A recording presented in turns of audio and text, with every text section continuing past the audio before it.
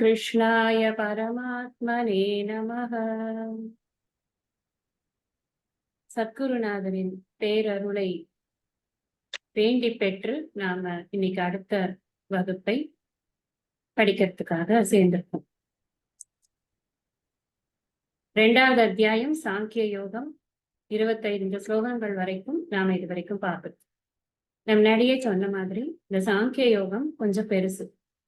இதுல நிறைய விஷயங்களை கிருஷ்ணர் கையாளுது. ஏன்னா அதுக்கு முந்தின அத்தியாயத்துல நிறைய கேள்விகளை சிஷ்யனான அர்ஜுனன் கேட்கிறான். ஒரு சிஷ்யனுக்கு என்ன தாபம் இருக்கோ அது எல்லாத்தையும் தீர்த்து வைக்கிறது குருவினுடைய கடமை. அப்படிப்பட்ட குருதான் உத்தமமான குரு. சிஷ்ய ஹிதாய அப்படின்னு குருவை சொல்லியிருக்கு. ஹிதம் அப்படின்னு சொன்னா சிஷ்யனுக்கு நன்மை பண்றது அப்படின்னு. நன்மை பண்றதுனாலே முதல் நன்மையே என்னன்னா சிஷ்யன் மனசுல இருக்கிற கிளேசத்தை போக்கணும். அவன் மனசுல ஒரு வருத்தம் இருக்கு, ஒரு ஒரு துன்பம் இருக்கு அப்படின்னா அந்த துன்பத்துக்கான வெளியில அலோபதி மாதிரி மருந்து கொடுத்து அந்த துன்பத்தை நீக்கிறது இல்லை, வேரோட எடுக்கணும். அந்த துன்பத்திற்கு காரணத்தை எடுக்கணும். காரணத்தை எடுக்கும் பொழுது மட்டும்தான் துன்பமானது முழுமையாக விலகும். இந்த ஒரு முக்கியமான லெசன் நமக்கு இந்த செகண்ட் அத்தியாயத்திலேயே நமக்கு கிடைச்சிடுது. எந்த ஒரு பிரச்சனைக்கும் காரணத்திலேருந்துதான், காரணத்துக்குத்தான் வைத்தியமே அப்படின்னு. இங்கேயும் அர்ஜுனனுடைய பல கேள்விகள் 2வது அத்தியாயம் ஆரம்பிக்கும் போது கூட கிருஷ்ணர் திட்டுற, என்னப்பா இப்படி ஒரு பேடி பயலா இருக்க, நீ ஒரு சண்டை போடுன்னா போட மாட்டேங்கிற அப்படின்னு, உனக்கு இங்கேருந்து எப்படி வந்தது இந்த மாதிரி ஒரு கிளைபியம், எப்படி வந்தது உனக்கு அப்படின்னு. இந்த மாதிரி கிளைபியம் இருக்கக்கூடாதப்பா, மாஸ்மேன் இது மாதிரி வச்சுக்காத, மனசு இப்படி இருக்கக்கூடாது அப்படின்னு எல்லாம் அட்வைஸ் பண்ணா கூட மறுபடியும் அவன் என்ன சொல்றான்னா, என்னோட குருவை நான் எப்படி கொல்லுவேன், என்னோட தாத்தாவை எப்படி கொல்லுவேன், என்னோட பந்துக்களை எப்படி கொல்லுவேன், இப்படியே சொல்லி சொல்லி அவனே ஒரு மாதிரி குழம்பி தெளிஞ்சு ஒரு விதமா அவன் சரண்டர் ஆயிடும். அப்பா என்னால முடியல, என்னால எந்த முடிவும் எடுக்க முடியல, நான் உனக்கு பரிபூர்ணமா சரணாகதி பண்ணு, நீ என்ன சிஷ்யனா ஏத்துன்ற, தயவு செஞ்சு எனக்கு என்ன உபதேசம் உண்டோ அதை சொல்லு. எப்ப எப்படி என் மனசு தெளிவாகுமோ அப்பதான் நஷ்டோ மோகன்னு பின்னாடி சொல்லுவான் 18வது அத்தியாயம். மோகம்னா என்ன? டெல்யூஷன், மயக்கம், குழப்பம். எனக்கு நஷ்டம்னா போயிடுத்துன்னு. அப்போ எனக்கு எல்லாம் போயிடுத்து, நீ சொன்னதுனால எனக்கு எல்லாமே போய் மனசு தெளிவாயிடுத்து, பிரசாதமாயிடுத்து என் புத்தி அப்படின்னு அப்ப சொல்லுவோம். அவ்வளோ தூரம் அவர் அவன் மனசை சரி பண்ணறதுக்காக உழைக்கிறார் கிருஷ்ணர். அவனுக்காக மட்டும் உழைக்கல, நம்ம எல்லாருக்காகவும். ஏன்னா நம்ம எல்லாருக்கும் அதெல்லாம் இருக்கு. இந்த எல்லா விஷயங்களும் சம்சாரத்தினுடைய தாபமானது எல்லாருக்கும் இருக்கு. அதைத்தான் கிருஷ்ணர் கண்டுபிடிக்கிறார். கண்டுபிடிச்சுதான் அந்த மூல காரணம் என்னவோ அதுக்கு ட்ரீட்மெண்ட் கொடுக்கணும் அப்படிங்கிறதுனால 11th ஸ்லோகால இருந்து ஆரம்பிக்கிறார். நான் முன்னாடியே போன கிளாஸ்லயே சொன்னேன், 25வது ஸ்லோகம் வரைக்கும் ஆத்மாவை பற்றிய விஷயங்கள், ஆத்மாவின் கோணத்தில் அவனுக்கு உபதேசங்கள் நடக்கிறது.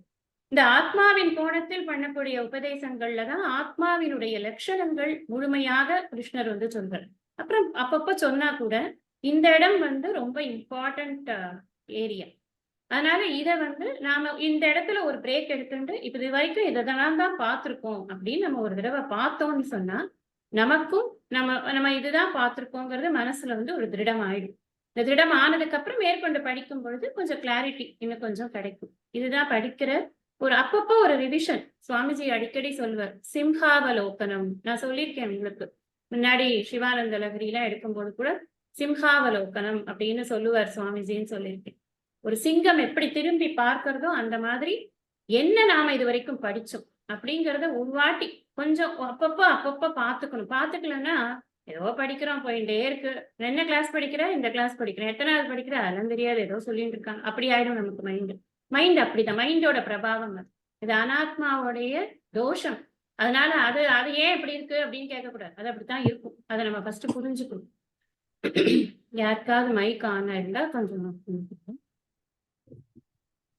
அப்ப அனாத்மாவினுடைய அந்த தோஷமானது நம்மள அந்த மாதிரி சிந்திக்க வைக்கிறது அப்படிங்கிறது நமக்கு தெரியணும். இப்ப என்ன சொல்றாரு இங்க கிருஷ்ணன் 11வது அத்தியாயத்திலிருந்து ஆரம்பிக்கிற, 11வது ஸ்லோகத்திலேருந்து ஆரம்பிக்கிற, எதுக்கெல்லாம் கவலைப்பட வேண்டாமோ நீ அதுக்கெல்லாம் கவலைப்பட்டு இருக்கப்பா. அசோச்சியா நன்வசோச்சஸ்வம். யார் தெரியுமா கவலைப்பட மாட்டா? நீ பண்டிதர்கள் கவலைப்பட மாட்டா. ஆனா நீ பேசுறதெல்லாம் பெரிய பண்டிதன் மாதிரிதான் நீ பேசுற, ஆனா நீ பண்டிதனா இருக்கல அப்படின்னு. அப்போ யாரோ ஒரு செட் ஆஃப் பீப்புள் கவலையே இல்லாம இருக்கா அப்படிங்கிற விஷயத்த முதல்ல அவனுக்கு இன்ட்ரடியூஸ் பண்றாரு இல்லையா? நம்ம கொஞ்சம் ஆழமா யோசிச்சு பார்த்தோம்னு வச்சுக்கோங்களேன். பாமரனா இருக்கிறவன் கூட பெருசா கவலைப்பட மாட்டான். தர்மமே தெரியாதவன் கூட பெருசா கவலைப்பட மாட்டான். இந்த தர்மமும் தெரிஞ்சு, நியாயம் எல்லாம் தெரிஞ்ச 2 கட்டா இருக்கே, அதுதான் கொஞ்சம் கவலைப்படும். திருமந்திரத்துல ஒரு அழகான பாட்டு இருக்கு. நிலையாமைய பத்தி ஒரு பாட்டு. என்ன ஆகப் போறது? ஒருத்தன் செத்து போனா என்ன ஆகப் போறது? ஊரெல்லாம் கூடி ஒலிக்க அழுதிட்டு பேரினை நீக்கி பிணமென்று பெயரிட்டு. அவ்வளவுதான். எல்லாரும் சேர்ந்து உட்கார்ந்து அழுவா. அதுக்கு வேற ஒரு பேர் வச்சிருவா. அதுக்குன்னு ஒரு பேர் இருக்கும். அந்த பேரை நீக்கிடுவா. அதுக்கு பிணம்னு பெயர் வச்சிருவா. சூரையன் காட்டிடை கொண்டு போய் சுட்டிட்டு. எவ்வளவு லிட்ரலா சொல்றார். இதுதான் பண்ணிட்டு இருக்கா. எல்லாரும் என்ன பண்றான்னா, ஒரு ஆள் போயிட்டான்னா இதுதான் பண்றா. கடைசியில என்ன பண்ணுவாளாம்? நீரினில் மூழ்கி நினைப்பு ஒழிவார்களே அப்படிம்பார். 4 வரியில சொல்லிட்டார். நம்ம எல்லாரும் என்ன பண்றோம் அப்படிங்கிறது. இதான் பண்ணிட்டு இருக்கோம். எப்பேர்ப்பட்ட உறவா இருந்தாலும் அவ்வளவுதான். அதுக்கு மேலலாம் அதுல ஒண்ணும் பெரிய இது கிடையாது. அப்போ இது வந்து பாமரனே இப்படிதான் பண்றான். ஆனா கிருஷ்ணர் என்ன சொல்றாருன்னா, பண்டிதன் இப்படி இருக்க மாட்டான். அப்ப பாமரனுக்கும் பண்டிதனுக்கும் ஏதோ ஒரு வித்தியாசத்த காட்டணும் தானே! பாமரன் அறியாமையினால அவன் வந்து அடுத்த வேலைய பார்க்க போயிடுறான். இப்ப பண்டிதன் ஏன் கவலைப்பட மாட்டான்? அவன் ஏன் கவலைப்பட மாட்டான் அப்படின்னு சொன்னா, அவனுக்கு உண்மை தெரியும். அதனால கவலைப்பட மாட்டான். அப்ப பண்டிதன்ங்கிற சப்தத்துக்கான அர்த்தம் பார்த்தோம் நம்ப. அந்த இடத்துல, அந்த ஸ்லோகத்துல நம்ம முக்கியமான விஷயத்த என்ன பார்த்தோம் அப்படின்னா, பண்டிதன்ங்கிற சப்தத்துக்கு அர்த்தம் பார்த்தோம். பண்டானாலே ஆத்ம ஞானம்னு அர்த்தம். இந்த பண்டிதன் அப்படின்னா ஆத்ம ஞானின்னு அர்த்தம். ஆத்ம ஞானி அப்படின்னு சொன்னா, தன்னை பற்றிய அறிவை பெற்றவன். ஆத்மாவை பற்றிய அறிவை பெற்றவன். அழியாத பொருளை பற்றிய அறிவை பெற்றவன். இப்படித்தான் அந்த பண்டிதன் இருக்கான். ஒரு பொருள் அழியாது அப்படிங்கிறது தெரிஞ்சதுக்கு அப்புறம் அதுக்காக யாரும் கவலைப்பட மாட்டாங்க. எதுக்கு ககதாசூன் அகதாசூன்ஸ்ட அப்படின்னு சொல்றாரு. போற மூச்சை பத்தியும் வர மூச்சை பத்தியும் எங்க கவலைப்பட்டு இருக்கான் பண்டிதன். அவன் கவலையே பட மாட்டான். அப்படின்னா என்ன அர்த்தம்னா, இந்த பிறப்பு இறப்பு இது 2மே அவனுக்கு it's not a big thing. ஏதோ வந்து வருது போறது அவ்வளவுதான். அப்போ இந்த பண்டிதன் ஆத்ம ஞானத்தை அடைந்திருக்கிறான். அதனால் அவன் கவலைப்படவில்லைங்கிற விஷயத்தை இப்ப நான் என்ன சொன்னேன்? ரூட் காஸ வந்து அவர் நீக்கிறார். ரூட் காஸ் என்ன? அவனுக்கு இருக்கக்கூடிய அறியாமை. அந்த அறியாமை போகணும் அப்படின்னு சொன்னா அவனுக்கு அறிவு கிடைக்கும். இந்த அறிவுங்கிறது எதை பற்றி அறிவு? பேப்பர் பற்றி அறிவா? பேனாவை பற்றி அறிவா? புத்தகத்தை பற்றி அறிவா? அந்த அறிவெல்லாம் இல்ல. தன்னை பற்றிய அறிவு. பிரச்சனை என்னன்னா, தன்னை பற்றிய அறிவு ஒருத்தனுக்கு இருக்கிறது இல்ல. தன்னை அறிய தனக்கு ஒரு கேடில்லை அப்படின்னார் திருமூலர். கைவல்ய நவநீதத்திலையும் தன்னையும் தனக்கு ஆதார தலைவனையும் கண்டானேல் பின்னர் அத்தலைவன் தானாய் பிரம்மமாய் பிறப்பு தீர்வன். உன்னை நீ அறியாயாகில் உனக்கொரு கேடும் இல்லை. என்னை நீ கேட்கையாலே ஈது உபதேசித்தேனே அப்படின்பர். குரு வந்து ஆரம்பிக்கும் போதே நீங்க பாருங்க எவ்வளவு ஒற்றுமை. குருன்னா எல்லாருமே ஒரே மாதிரிதான் இருப்பா. அதுல வந்து இந்த சம்பிரதாயம்ங்கிறது அதுதான் ரொம்ப முக்கியம். ஒரு சம்பிரதாயம்னா ஒரே ஃபார்மேட்டை கண்டினியூ பண்ணி கொண்டு போகணும். ஒருத்தர் ஒன்னொன்னு சொல்ல மாட்டா. நீ வா நான் உனக்கு ஒரு விதமா டீச் பண்றேன். நான் ஒரு மெத்தடாலஜி வச்சுட்டு இருக்கேன். நானா கண்டுபிடிச்சிருக்கேன் அப்படின்னு எல்லாம் யாருமே குருன்னு இருக்கிறவா இருக்க மாட்டா. என் குரு சொன்னார், அவர் குரு சொன்னார், வேதம் இப்படி சொல்லி இருக்கு, அவரோட பாஷ்யம் இப்படி இருக்கு, இவரோட டீக்கா இப்படி இருக்கு, இப்படித்தான் எடுத்து சொன்னா குருவை தவிர்த்து சொந்தமா யாராவது சொன்னா அப்படின்னு சொன்னா அவளுக்கு ஒரு பெரிய ப்ராப்ளம் என்னன்னா, சொந்தமா நிறைய எப்பப்பார் புதுசு புதுசா சொல்லிட்டு இருக்கணும். That is very difficult. இந்த சம்பிரதாயம்ங்கிறது என்ன அப்படின்னா இப்படித்தான். உன்னை நீ அறிவாயாகில் உனக்கு ஒரு கேடில்லை அப்படின்னு சொன்னார் இல்லையா? அதேதான் கிருஷ்ணர் என்ன பண்றார் அப்படின்னா, ஆத்ம ஞானத்தை தன்னை பற்றிய அறிவை இவன் பெற்று விட்டான் அப்படின்னு சொன்னா அதுக்கப்புறம் இவனுக்கு ஒரு வருத்தம்ங்கிறது இருக்காதுன்னு அவர் ஐடென்டிஃபை பண்ணிக்கிறார். அதனால சொல்றார், பண்டிதன் பண்டிதர்கள் இருக்காங்கல்ல, அவங்க எல்லாம் இந்த மாதிரி கவலைப்பட்டுட்டு இருக்க மாட்டாங்க. நீ பேசுறதெல்லாம் பண்டிதன் மாதிரி பேசு. நியாயமா பேசுறேன்னு நினைச்சுண்டு இந்த உலகத்தை பத்தின கவலையெல்லாம் பேசுற, தர்ம விஷயங்களை எல்லாம் பேசுற, இதெல்லாம் பேசுற, நீ வந்து சொர்க்கம் நரகத்தை பத்தி எல்லாம் பேசுற, எல்லாம் ரொம்ப படிச்சவன் மாதிரி பேசிட்டு இருக்க. ஆனா எதை படிக்கணுமோ அதை நீ படிக்கலங்கிற விஷயத்த அந்த இடத்துல காமிக்கிற. கிருஷ்ணன் திட்டல, வெய்யல, ஒண்ணும் பண்ணல. இதுதான்ப்பா நீ படிக்க வேண்டியது அப்படின்னு. அப்ப அந்த சிஷ்யனுக்கு என்ன தோணும்? அப்பனா பண்டிதன் அறிந்த ஆத்ம ஞானமானது எது அப்படின்னு தெரியும் தோணணும். அப்ப ஆத்மா என்றால் என்னன்னு ஃபர்ஸ்ட் தெரியணும்ல. அதுதானே ஆத்மா என்றால் என்னங்கிறத அறியறது தான் ஆத்ம ஞானம். வேற ஒண்ணும் இல்ல. தன்னை பற்றிய அறிவு தான் நான் யார்? என்னை பற்றி நான் நான் என்ன நினைச்சுட்டு இருக்கேன்னா, நான் இந்த மாதிரி இருக்கேன். ரொம்ப ஆஜானு பாகுவா மகாபாகோன்னு எல்லா ஸ்லோகத்திலையும் சொல்லிட்டு வர்றார். பரந்தப அப்படிங்கிறார். அப்புறம் குந்தி புத்திர அப்படிங்கிறார். நான் அப்படிதான் நினைச்சுட்டு இருக்கேன். என்ன குந்தியோட புத்திரன் நினைச்சுட்டு இருக்கேன். பெரிய பெருந்தோள் உடையவன் நினைச்சுட்டு இருக்கேன். எதிரிகளை வீழ்த்தி விடுபவன் நினைச்சுட்டு இருக்கேன். நான் இல்லையா? அதெல்லாம் நான் இல்லையா? நான் யாரு? அந்த கேள்வி அவன் மனசுல வரணுமா இல்லையா? அப்ப அவனுக்கு வருது. அதனால என்ன சொல்றாரு அடுத்த ஸ்லோகத்துல, நத்வே வாகம் ஜாது நாசம் நத்வம் நேமே ஜனாதிபா. அந்த ஸ்லோகத்துல என்ன அர்த்தம் பார்த்தோம் நம்ம. நாம யாருமே இதுக்கு முன்னாடி இல்லாம இல்லப்பா, இதுக்கப்புறமும் நாம இல்லாம இருக்க போறது இல்லை. நாம மட்டும் இல்ல, நீயும் நானும் மட்டும் இல்ல, நீ யாரெல்லாம் குடிச்சு சண்டை போடணும்னு நிக்கிறியே இந்த ராஜாக்கள் எல்லாருமே, இந்த ராஜாக்கள் அத்தனை பேருமே முன்னாடி இல்லாமல் இருக்கல, இப்ப இனிமே இல்லாமல் இருக்க போறது. இன் ஷார்ட் என்ன சொல்றேன்னா, நித்தியம் எப்பவும் இருந்து கொண்டே இருக்கக்கூடியதுதான் ஆத்மா. அப்ப முதல் விஷயம் என்ன சொல்றாருன்னா, ஆத்மா நித்தியம் அப்படிங்கிற விஷயத்த நமக்கு எடுத்து சொன்னார். அப்ப ஆத்மா நித்தியம் அப்படின்னு எனக்கு புரிஞ்சா கூட, நான் இன்டராக்ட் பண்ணிட்டு இருக்கிற விஷயம் எல்லாம் நித்தியமா இல்லையே.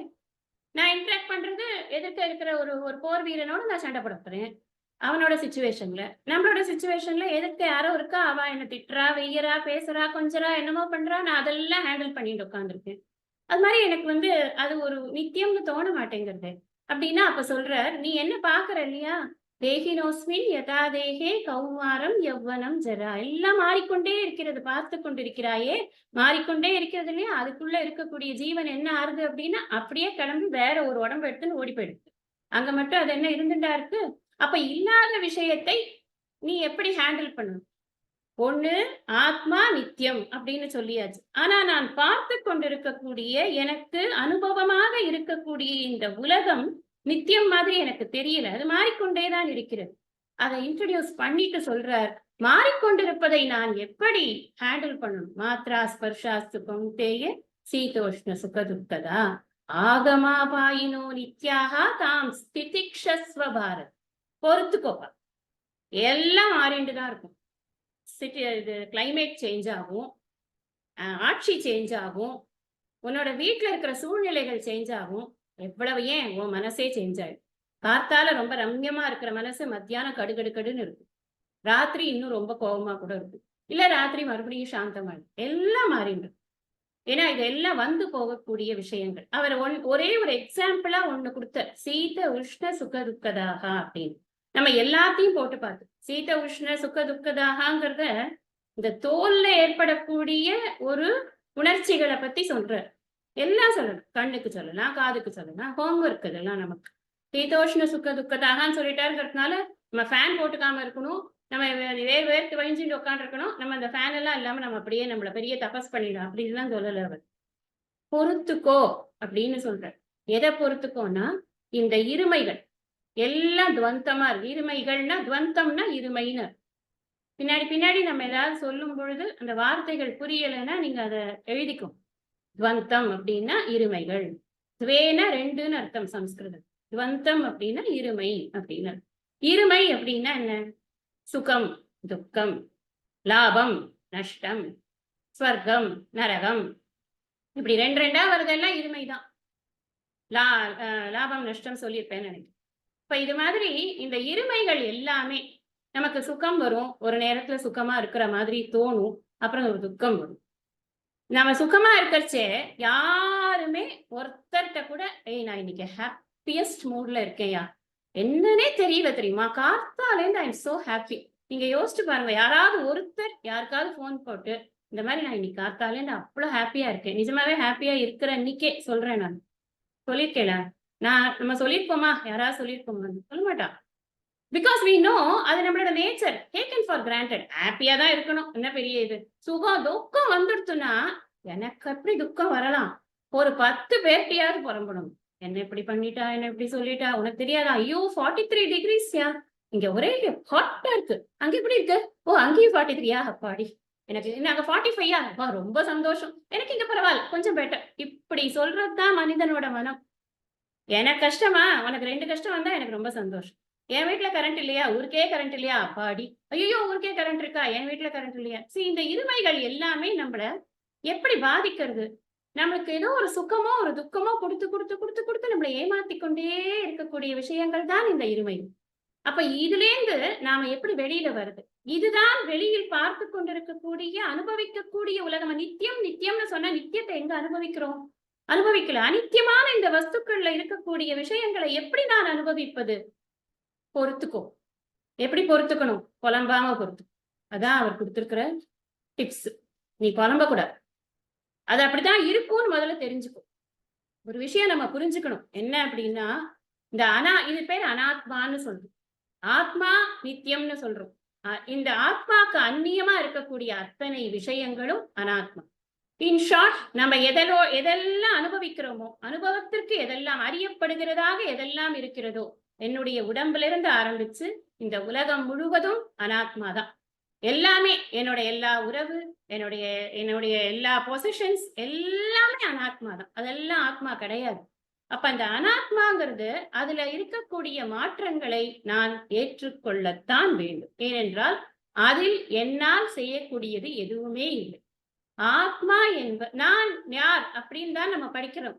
அனாத்மா யாருன்னு நம்ம படிக்கல. அது தேவையில்லை நமக்கு. அதுதான் மாறிக்கொண்டே இருக்கிறதுன்னு சொல்லியாச்சு. நான் மாறாத தூய உணர்வு அப்படிங்கறத புரிஞ்சுக்கிறது தான் இங்க ரொம்ப முக்கியம். சோ அத சொன்னதுக்கு அப்புறம் என்ன சொன்ன, எங்கேயாவது யாருக்காவது இந்த மாதிரி ஒருத்தன் இருந்தான்னா அவனோட மைண்ட் எப்படி தெரியுமா இருக்கும்? யாருக்கு இந்த மாதிரி இந்த இருமைகள் கொஞ்சம் கூட தாக்காம, ந வியதயந்தே அப்படின்னு. வியதயந்தேன்னா என்ன? இது அசைக்காமல் இருப்பது அப்படின்னு. அவனை கொஞ்சம் கூட அசைக்கிறதே கிடையாது. என்ன வேணா நடக்கட்டும், நான் அப்படியேதான் இருப்பேன். என்னை யாரும் எதுவும் பண்ண முடியாது. என்னை யாரும் சிரிக்க வைக்க முடியாது. என்னை யாரும் அழ வைக்கவும் முடியாது. அதுக்காக நான் உம்முனா முஞ்சியா இருப்பேன்னு அர்த்தம் இல்லை. இந்த சிரிக்கிறதுலயே நிறைய வகை இருக்கு. உங்களுக்கு தெரியும். ஒரு ஒரு ஒரு விஷயத்த நாம எப்படி எடுத்துக்கிறோம், அதை பொறுத்துதான் அந்த சிரிப்பு, அந்த அழுகை இதெல்லாமே வருது. ஓவர் சிரிப்பு, ஓவர் அழுகை இதெல்லாம் நமக்கு நல்லது கிடையாது அப்படிங்கிறது நமக்கு போக போக நம்ம அறிவை பெற பெற நமக்கு தெரியும். உணர்ச்சி வசப்படுவது என்பது நமக்கு எந்த வகையிலும் நமக்கு உதவ போவதே கிடையாது அப்படிங்கிறது அவனுக்கு. அப்படிப்பட்டவன் தான் அசையாமல் இருப்பவன். எதனால் அசையாமல் இருப்பவன்? இருமைகளால் அசையாமல் இருப்பவன். இருமைகள் என்றால் என்ன? இன்பம், துன்பம், லாபம், நஷ்டம், சுகம், துக்கம், வெற்றி, தோல்வி அனைத்தும் இருமைகள் தான். இந்த இருமைகளால் யார் ஒருத்தன் அசையாமல் இருக்கிறானோ அவனுடைய மனம் எப்படி தெரியுமா அர்ஜுனா இருக்கும்? சம துக்க சுகம் அப்படி இருக்கும். சுக்கம் சுகம் ரெண்டும் அவனுக்கு ஒண்ணுதான். 2 நேரத்திலையும் அவன் மனசு அப்படியே ஸ்டில்லா இருக்கும். சமாதானம் ஒரே மாதிரி இருக்கும் அவனுடைய மனம். தேவையில்லாத அவன் ஒரு ஒரு உணர்ச்சி வயப்பட மாட்டான். உணர்ச்சி வசப்பட்டு வார்த்தைகளை விட மாட்டான். நீங்க யோசிச்சுப்பா, இதுக்கெல்லாம் நிறைய ஹோம்ஒர்க் பண்ணலாம். ஒருத்தன் அந்த சமதுக்க சுகம் அப்படிங்கிற நம்ம ஒவ்வொரு குவாலிட்டியும் எடுத்து நம்ம கொஞ்சம் கொஞ்சமா தியானம் பண்ணி சுகத்திலையும் துக்கத்திலையும் சமமாக இருப்பது என்பது எப்படி இருக்கும் அப்படின்னு நமக்கு கிடைக்கிற சிச்சுவேஷன்ஸ போட்டு, அடுத்தவன் சிச்சுவேஷன்ல இல்ல, பொதுவா நமக்கு என்ன தோணிடும்னா, உனக்கு தெரியுமா சுக துக்கத்துல சமமா இருக்கும். அங்க பாரு எவ்வளவு டிஸ்டர்ப்டா இருக்கான். அப்படி இருக்கக்கூடாது. கிருஷ்ணர் சொல்லியிருக்காரு. நீ என்ன பண்ற? எல்லாரும் என்னன்னா தன்னோட முதுகுல இருக்கிற அழுக்க பார்க்கவே மாட்டோம். யாராவது ஒருத்தர் என்ன பண்றா, நம்ம படிச்சா நமக்கு என்ன பெனிஃபிட்னா, என்ன சாஸ்திரம் என்ன தெரியுமா? சாஸ்திரத்துக்கு பேரே சாஸ்திர தர்ப்பணம்னு பேர். ஏன் சாஸ்திர தர்ப்பணம்னு சொல்றான்? தர்ப்பணம்னா கண்ணாடின்னு அர்த்தம். போன கிளாஸ்ல சொல்லியிருக்கேன்னு நினைக்கிறேன். கண்ணாடி எதை காட்டும்னா என்னதான் காட்டுறது. இங்க என்ன படிக்கிறேன் நான். ஆனா பொதுவா என்ன வரும்னா, நான் படிச்ச உடனே எனக்கு ஜட்ஜ்மெண்ட் கெப்பாசிட்டி வந்துடுது அப்படின்னு தோணும் நமக்கு. we will start judging people. no, we are not here for that. அது பண்ணவே கூடாது. நான் என்ன சரி பண்ணிக்கிறதுக்கு ஊர்பட்ட விஷயம் இருக்கு. அந்த விஷயமெல்லாம் இதுல எங்கெங்க இருக்கு. எனக்கு இந்த இருமைகள் என்னை எவ்வளவு தூரம் பாதிக்கிறது, இந்த இருமைகளால் நான் எப்படி அவஸ்தைப்படுகிறேன், இந்த இருமைகளின் பாதிப்பிலிருந்து நீங்கி என்னுடைய மனம் சமமாக துக்கத்தையும் சுகத்தையும் ஒரே சமபுத்தி உடையதாக இருக்கிறதா, அவன்தான் தீரன் அப்படின்னு தீர சப்தத்தினுடைய விளக்கத்தை பார்த்திருக்கோம். தீரன் அப்படின்னு சொன்னா எதை படிக்கணுமோ அதை படிச்சுக்கணும். அறிவை பெற்றவன். எந்த அறிவை பெற்றவன்? பண்டிதன்கிற சப்தம், தீரன்ற சப்தம் எல்லாம் சிமிலரா இருக்கக்கூடியதுதான். எதை படிக்கணுமோ அதை படித்தவன். ஆத்ம ஞானத்தை நன்கு படி. நிறைய பேர் நிறைய படிக்கிறோம். நம்ம கற்க கசடர கற்பவை கற்க அப்படிதான் சொல்லி கற்ற பின் நிற்க அதற்கு கசடர கற்பவை கற்க. எதை கற்க வேண்டுமோ அதை கசடர கற்கணும். அதுதான் நம்ம இதை வச்சுட்டே சிரவண மனன நிதித்தியாசனத்துக்கெல்லாம் விளக்கம் சொல்லிடணும். கற்க அப்படின்னா சிரவணம் பண்ணணும். அந்த கற்கும் பொழுது எனக்கு டவுட் வருது இல்லையா, அந்த டவுட் வரும்போது நான் மறுபடியும் திரும்ப திரும்ப அதையே படிச்சு படிச்சு அந்த டவுட்டை நான் கிளாரிஃபை பண்ணிக்கணும். அந்த டவுட் கிளாரிபிகேஷனுக்குன்னே நிறைய கிரந்தங்கள்லாம் இருக்கு. இன்னும் போக போக அது இன்னும் கொஞ்சம் டீப்பா விஷயங்களை அனலைஸ் பண்ணி சொல்லும். இத மெயின் இந்த ஒன்னொன்னா படிச்சு நம்ம இந்த சாப்பிடும் போதெல்லாம் ஹோட்டல்ல எல்லாம் போனா ஃபர்ஸ்ட் ஒரு ஸ்டார்டர் கொடுப்பான், அப்புறம் ஒரு மெயின் கோர்ஸும், அப்புறம் டெசர்ட்டும். எத்தனை விஷயம் நம்ம சாப்பிட்டு வெளியில வரோம். அந்த மாதிரி சாஸ்திரத்திலையும் கொஞ்சம் கொஞ்சமா கொஞ்சம் கொஞ்சமா அவனோட தகுதியை இம்ப்ரூவ் பண்ணி அதுக்கு தகுந்த மாதிரி சாஸ்திரத்தை இன்ட்ரடியூஸ் பண்ணி மனசு எப்பவும் சித்த பிரசாதம் தான். ஒரே நோக்கம் என்ன சாஸ்திரத்துக்குன்னா மன தெளிவு தான் சாஸ்திரத்தினுடைய நோக்கம். ஏன்னா தெளிவான ஒரு மனதில் தான் அமைதியும் ஆனந்தமும் குடிக்கொள்ள முடியும். குழப்பமான மனசுல என்ன இருக்கும்? ஒண்ணுமே பார்க்க முடியாது, ஒண்ணுமே அனுபவிக்க முடியாது. ஒரு அமைதியும் ஆனந்தமும் குழப்பமான மனசுக்கு வாய்க்கவே வாய்க்காது அப்படிங்கிறது நமக்கு அனுபவமாவே தெரியும். இதெல்லாம் அனுபவத்துல இருக்கக்கூடிய விஷயம்தான். அதனால தீரன் அப்படின்னு சொன்னா யாரு அப்படின்னா, முறையாக சிரவணத்தை பண்ணி கற்று கசடு அற கற்று அதுல இருக்கக்கூடிய ஐயப்பாடுகளை எல்லாம் நீக்கிக் கொண்டு கற்பவை கற்று எதை படிக்கணுமோ அதை படிச்சு, நான் டபுள் டிகிரி டாக்டரேட் அது இது எல்லாம் லௌகீகமான உலகத்தில் இருக்கக்கூடியது எதையும் நாம வேண்டான்னு சொல்லல. ஆனா அதெல்லாத்தையும் தாண்டி ரொம்ப முக்கியமானது எது அப்படின்னு சொன்னா, என்னை பற்றிய அறிவு. அந்த அறிவை நான் பெற்றேன் அப்படின்னு சொன்னா, நான் இந்த உலகத்துல எந்த விஷயத்துல எந்த டீலிங் பண்ணிடும் போதும் என்ன நான் இழக்காம இருப்பேன். அதுதான் ரொம்ப முக்கியம்.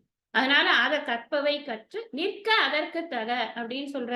நிற்க அதற்கு தக என்ன? அதன்படி நீ வாழ வேண்டும். அப்போ அது உன்மயமாக வேண்டும். அறிவு என் மயமாக வேண்டும். இங்க என்னத்துக்கு இதை சொல்றேன்னா, தீரன் சப்தம் அப்படி ஆனவன். அப்படி ஆனதுனாலதான் அவனுக்கு சுக துக்கத்தில் சமமான ஒரு பாவனையானது அவனுக்கு ஏற்படுகிறது அப்படிங்கிறத சொல்லி கொடுத்தார். அதுக்கப்புறம் மறுபடியும் ஆத்மாவினுடைய லட்சணத்திற்கு வர கிருஷ்ணர். இதுல இப்ப கொஞ்சம் டீவியேஷன் எடுத்துட்டு அனாத்மா இப்படி இருக்குன்னு பயப்படாதப்ப அதை நீ எப்படி ஹேண்டில் பண்ணணும்னு உனக்கு சொல்லித்தரேன். அப்படி ஹேண்டில் பண்றவனுக்கு தீரன்னு பேரு. அவன் சமமா பாவிப்பான் சுக துக்கத்தை அப்படிங்கிற ஒரு டீவியேஷன் எடுத்து அதை எக்ஸாம்பிள் சொல்லி கொடுத்துட்டு மறுபடியும் பழையபடி ஆத்ம ஞானத்தை சொல்வதற்காக வந்துட்டார் 16வது ஸ்லோகம். என்ன சொன்னார்?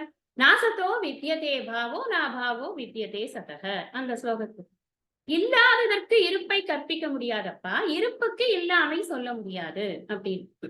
அந்த இடத்துலதான் ஆத்மானா என்ன அனாத்மானா என்னங்கிறத பத்தி நாம கொஞ்சம் ஆராய்ச்சி பண்ணி படிச்சோம். ஆத்மாங்கிறது இருப்பு, சத்தம்சம். ஆத்மா என்பது எப்போதும் இருந்து கொண்டு இருக்கிறது. அது இல்லாத ஒன்றாக இருக்கவே முடியாது. அதற்கு இல்லாமை என்பதை சொல்லவே முடியாது. அனாத்மாங்கிறது இருப்பது போல இருக்கிறது, அது மித்யா. மித்யான்ற ஒரு வார்த்தையை இன்ட்ரடியூஸ் பண்ணும். மித்யானா என்னன்னா இருக்கிற மாதிரி இருக்கு. ஆராய்ச்சி பண்ணி பார்த்தோம் அப்படின்னு சொன்னா அது இல்லை. நம்ம நினைச்சுட்டு இருக்கோம் அது அது ரொம்ப சாஸ்வதமா இருக்கும். எங்க தாத்தா கட்டின வீடு 400 வருஷம் பழசு, அப்படியேதான் இருக்கும். எத்தனை வருஷம் இருக்கும்? இன்னும் ஒரு 400 வருஷம் இருக்குமா? இல்ல இன்னொரு 1000 வருஷம் கூட இருக்குமா? அதுக்கப்புறம் அப்புறம் உலகத்தோட பழைய இது அப்படின்னு எதையாவது ஒண்ணு காட்டினா அதுக்கு ஏதாவது ஒரு பிசியோ டிசியோ என்னமோ ஒண்ணு போட்டு ஒரு வருஷம்னு ஒண்ணு போட்டு ஒரு படத்தை போடணும். அது இப்ப இருக்கா? இல்லைன்னா எவ்வளவு நாளைக்கு எது இருக்க போறது? நாம எந்தெந்த விஷயங்கள் எல்லாம் பார்த்து கொண்டிருக்கிறோமோ அனுபவித்துக் கொண்டிருக்கிறோமோ என்னுடையது என்று நினைத்துக் கொண்டிருக்கிறோமோ அது அவ்வளவுமே இருப்பது போல இருக்கிறது, ஆனால் உண்மையில் இல்லை. நம்ம கொஞ்சம் ஆராய்ச்சி பண்ணி பார்த்தோம் அப்படி. அதுக்குதான் காரணத்தை பார்க்கணும்னு சொன்னேன். அந்த காரணத்தை பார்த்துட்டே வந்தோம் அப்படின்னு சொன்னா, குடத்தின் காரணம் மண், மண்ணின் காரணம் பூமி, பூமியின் காரணம் மாயையிலிருந்து வந்த குடங்கள். அப்ப இப்படி மாயைக்கு காரணமே கிடையாது. அப்ப இப்படி ஒன்னொன்றாக அடைவினின் ஒடுக்கக் காண்பாய் அப்படின்னு கைவல்ய நவநீதத்துல அழகா இதை அடுக்கடுக்கா சொல்றேன் கேளு அப்படின்னு சொல்லுவார். அந்த மாதிரி இந்த விஷயங்களை எல்லாம் நாம் கொஞ்சம் ஆராய்ச்சி பண்ணி பார்த்தோம், நாம என்னெல்லாம் இங்க இருக்கு அப்படின்னு பார்த்தோம்னு சொன்னா, பார்க்கக்கூடிய, உணரக்கூடிய, நாம் அனுபவிக்கக்கூடிய, இன்டராக்ட் பண்ணக்கூடிய அவ்வளவு விஷயங்களுமே அதனுடைய இருப்புத்தன்மை என்பது உண்மையில் இல்லை. அதான் விஷயம். நாம ஆனா என்ன நினைக்கிறோம்னா, எல்லாம் சாஸ்வதம்னு நினைச்சுண்டு, நம்ம நிறைய பேர்கிட்ட நமக்கு மன வருத்தங்கள் வருது. சில பேர் இந்த வார்த்தை சொல்லிட்டா என்ன பார்த்து, எவ்வளவு நாளைக்கு அதை வச்சுட்டு இருக்க போறோம்? நாமளே எவ்வளவு நாள் இருக்க போறோம்? இன்னைக்கு இருப்போம், நாளைக்கு இருப்போமா தெரியாது. நான் இப்ப அந்த மாதிரி சொன்ன மாதிரி பேரை மாற்றி பிணம் என்று பெயரிட்டு அப்படின்னு தூக்கி போட்டு போயிட போறோம். இது எதுக்கு நம்ம கேரி பண்ண வேண்டிய அவசியம் என்ன இருக்கு? இல்லாமையை அது அதாவது அது இருப்பது போலத்தான் இருக்கிறது மித்யா அப்படின்னு தெரிஞ்சா எனக்கு என்ன லாபம் அப்படின்னா நான் அதை மதிக்க மாட்டேன். இவர் எதுக்காக இதை சொல்லிட்டு இருக்கார்? இருப்புக்கு இல்லாமை சொல்ல முடியாது, இல்லாமை என்பது கிடையாது. இன்மைக்கு இருப்பு சொல்ல முடியாது அப்படின்னு சொன்னா, ஏய் நீ பார்த்து கொண்டிருக்கிறாயே இந்த பேட்டில் ஃபீல்ட்ல இருக்கிற அத்தனை பேரும் இல்லையா? இருக்கிற மாதிரி இருக்கு, அவ்வளவுதான். இது உண்மையில் இல்லை. நீ கொஞ்சம் பேக்ல போய் தேகினோஸ்மின் யதா தேகே கொஞ்சம் ரீவைண்ட் பண்ணி யோசிச்சு பாரு. இதெல்லாம் நீ இப்ப ஒரே ஷாட் நீ போட்டனா இந்த உயிர் போய் வேற ஒரு உடம்பு எடுத்துன்னு ஒடிய போயிடும். அப்புறம் எங்க அது இருக்கு? அது உண்மையில் இல்லை. ஒருவேளை நீ நினைத்துக் கொண்டிருக்கிறாய் உன்னுடைய பானத்தினால் தான் அது போகிறது என்று. நீ ஒன்னும் பண்ணலனாலும் அது போகும். ஏன்னா அங்கேயும் அதைத்தான் நான் அங்க சொன்னேன். தேகினோஸ்மின் யதா தேகே கௌமாரம் யௌவனம் ஜரா அப்படின்னு. அது பாட்டுக்கு அது வயசாகி போயிடும் பாரு. Anyway it is not going to be there. அப்புறம் எதுக்கு அதை பத்தி கவலைப்படுற? தேவையில்லை. அந்த கவலை என்பது அவனுக்கு நீங்க எல்லாத்தையும் கனெக்ட் பண்றது எங்க கனெக்ட் பண்ணணும்னா, ஏன் அவன் கவலைப்பட வேண்டாம்? நாமளும் ஏன் கவலைப்பட வேண்டாம்? நம்ம எல்லாரும் அர்ஜுனன் தான். அதனால அர்ஜுனன் நிலையில் நாம் இருந்து இந்த ஒவ்வொரு ஸ்லோகத்தையும் பார்க்கும் பொழுதுதான் இது நம் வாழ்க்கைக்கான ஸ்லோகமாக இருக்கும். எந்த ஒரு சாஸ்திரம் எந்த விஷயத்தையுமே நமக்கு பிரயோஜனம் இல்லாத ஒரு விஷயத்த சொல்லவே சொல்லாது சாஸ்திரம். நிச்சயமாக சொல்லாது. அது நம்மளால செய்யக்கூடிய விஷயத்தை மட்டும்தான் அது சொல்லும். உன் மனசை நன்றாக வைத்துக்கொள் அப்படின்னா, என் மனசை என்னத்தை நன்றாக வைத்துக்கிறது? போங்க, காலையிலேயும் சாயந்தரம் வரைக்கும் ஒரே கச்சரா தான், எப்ப பார்த்தாலும் ஆபீஸ் போய் பாருங்க அப்பதான் தெரியும் அப்படின்னு சொன்னா, அந்த ஆபீஸ்லாம் போனாலுமே கூட நம்ம மனசை எப்படி வச்சுக்கிறதுங்கிறதுக்கு சாஸ்திரம் அழகா ஒரு டைம் டேபிள் கொடுக்கறது. அதை நாம ஃபாலோ பண்ணாதது நம்ம தப்பு தானே. அதனால சாஸ்திரம் நம்மளை எப்போதுமே தப்பா கைடே பண்ணும். இங்க என்ன சொல்றாரு அப்படின்னா, ஆத்மா சத்தியம். அதான் இங்க விஷயம். 16வது ஸ்லோகம், ஆத்மா சத்தியம். இந்த ஆத்மா என்பதை நீ எப்போதும் யாண்டும் இருக்கிறது என்று புரிந்து கொள். அதற்கு இன்மை சொல்ல முடியாது. அனாத்மா என்னது? ஆத்மா எதுன்னா அனாத்மா ரெண்டு காலம் போட்டுக்கணும். ஆத்மா அனாத்மா அப்படின்னு 2 காலம் போட்டுதான் எழுதிட்டு வரணும். முதல்ல நித்திய, அப்புறம் நிர்வீகார, அப்புறம் இது இங்க சத்தியம் அப்படின்ற அந்த இது 2 காலம் போட்டு அழகா எழுதிடுவோம். நமக்கு முடிக்கிறச்சே நான் உங்களுக்கு எல்லாமே சொல்றேன், சொல்ல எழுதி. அப்ப நம்ம இங்க ஆத்மா சத்தியம் அப்படின்னு சொன்னார், அனாத்மாங்கிறது மித்யா அப்படிங்கிற விஷயத்த புரிஞ்சுங்க. அடுத்தது என்ன சொன்னார்? அதுக்கப்புறம் இன்னொரு இப்ப ஆத்மாவோட சத்தியம் விஷயம் சொல்லிட்டார். அடுத்தது ஆத்மா அழிவற்றது அப்படின்னு சொல்ல போறார். அதுல அவிநாசி தத்வித்தி ஏன சர்வம் இதம் ததம். அது அழிவற்றது மாற்றமல்ல, அது சர்வகதமாக இருக்கிறது. அந்த இடத்துல சர்வகதம், அபரிச்சின்னம், ஏகம், அத்வைதம் எல்லாம் சொல்லியாச்சு அந்த இடத்துல. ஏன்னா இது ஏன சர்வம் இதம் ததம் அப்படிங்கிற ஒரு விஷயத்த சொல்லும் பொழுது அனைத்தும் இதுவே அப்படிங்கிற போது ஒண்ணுதான் இருக்க முடியும். அனைத்தும் ஒன்றுதான் சொல்ல முடியும். இதுவும் அதுதான், அதுவும் அதுதான், அதுவும் அதுதான் எப்படி சொல்ல முடியும்? சொல்ல முடியாது இல்ல. அனைத்தும் ஒன்று அப்படிங்கிற போது இது ஏக்கமாக இருக்கிறது, இது அத்துவிதமாக இருக்கிறது. அத்துவிதம்னா இரண்டற்றது, 2 கிடையாது, ஒண்ணுதான் அப்படின்னு நல்லா இன்னும் அழுத்தி எத்தனை வேர்ட்ஸ் முடியுமோ அத்தனை வேர்ட்ஸ சொல்லி கொடுக்குறா. அப்புறம் அவிநாஷி அப்படிங்கிற விஷயத்த சொல்லி, இதை யாராலையும் அழிக்க முடியாதப்பா, எப்பவுமே அழிக்க முடியாது. அதனால நான் கஷ்டித் கர்த்தும் அருகதி, எதுவும் பண்ண முடியாது, யாராலையும் இதை அழிக்கவே முடியாது. பின்னாடி சொல்லுவார் இல்லையா, எப்படி எதனாலெல்லாம் அழிக்க முடியாதுங்கிறத பின்னாடி சொல்ல போறார். அப்புறம் என்ன சொன்னார்? 18ல என்ன சொன்னார்? இது அனாசினக அப்பிரமேயக. பிரமேயம் அப்படின்னு சொன்னா அறியப்படு பொருள் அப்படின்னு. அப்பிரமேயம் அப்படின்னு சொன்னா அறியப்படாதது. அறியப்படாததுன்னா என்ன? எனக்கு இந்த லேப்டாப் மாதிரியோ இல்ல இந்த பேனா மாதிரியோ, இல்ல இந்த டேபிள் மாதிரியோ எனக்கு முன்னாடி இது இல்ல. அப்ப இது எனக்கு முன்னாடி இருக்கக்கூடிய விஷயத்தை தான் நான் அறியப்படு பொருளாக சொல்ல முடியும். நான் தான் இது. நான் எப்படி நானே ஒரு டூப்ளிகேட் ஆகி இப்படி வந்து உட்கார்ந்துக்க முடியுமா? நான் தான். நான் எப்படி என்னையே அறியப்படு பொருளாக ஆக்க முடியும்? ரொம்ப சிம்பிளானது விஷயம். நீங்க நீங்க சொல்லலாம், நான் தான் கண்ணாடி முன்னாடி போய் நின்னுட்டா, நான் கண்ணாடி முன்னாடி அறிகிறேன். எத அறிகிறோம்? என்னைய அறிகிறேன்?